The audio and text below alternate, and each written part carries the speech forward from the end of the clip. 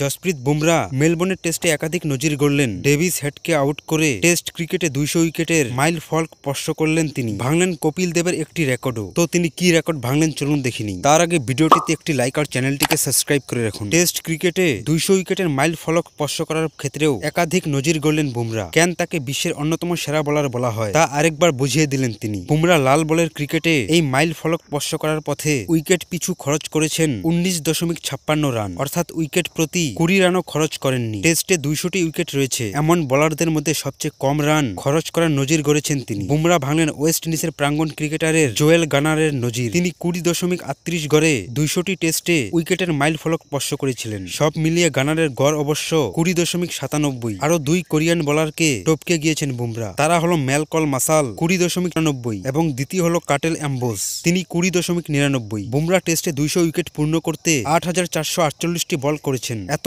কম বল করে ভারতের আরো কোনো বোলার টেস্টে 200 উইকেট পাননি। এই ক্ষেত্রে বিশ্বে চতুর্থ স্থানে রয়েছেন তিনি। বিশ্ব রেকর্ড রয়েছে পাকিস্তানের ওয়াকার ইউনুসের দখলে। তিনি 200 টেস্টে উইকেট নিয়েছিলেন 7,725টি বল। দ্বিতীয় স্থানে আছেন ডেল স্টেন। দক্ষিণ আফ্রিকার প্রাঙ্গণ বোলারের লেগেছিল 7,884টি বল। তৃতীয় স্থানে দক্ষিণ আফ্রিকার ওই কাগিসো রাবাডা, তার 200 উইকেট নিতে লেগেছিল 8,153টি বল। রবিবারের পর বুমরার টেস্টে উইকেটের সংখ্যা হলো 202টি। অ্যালেক্স ক্যারোকে এবার বর্ডার গাভাস্কর ট্রফিতে 29তম উইকেট নিয়েছেন। অস্ট্রেলিয়ার মাটিতে কোনো একটি টেস্ট সিরিজে ভারতের সফলতম জোরে বোলার হলেন তিনি। ভাঙলেন কপিল দেবের রেকর্ড। 1991-92 মরসুমে টেস্ট সিরিজে অস্ট্রেলিয়ার মাটিতে 25টি উইকেট নিয়েছিলেন কপিল। মেলবোর্নের টেস্টে প্রথম ইনিংসে কপিলের সেই নজর স্পর্শ করেছিলেন বুমরা। রবিবার স্যাম কন্টাসের উইকেট নিতেই নতুন রেকর্ড গড়েছেন। এছাড়াও বুমরা তার 44তম টেস্টে 200 উইকেট পূর্ণ করলেন। রবীন্দ্র জাডেজাও 200 উইকেট নিয়েছিলেন তার 44তম টেস্ট ম্যাচে। এক্ষেত্রে ভারতীয়দের মধ্যে এগিয়ে রয়েছেন রবীন্দ্র চন্দ্র অশ্বিন, তিনি তার 38তম টেস্টে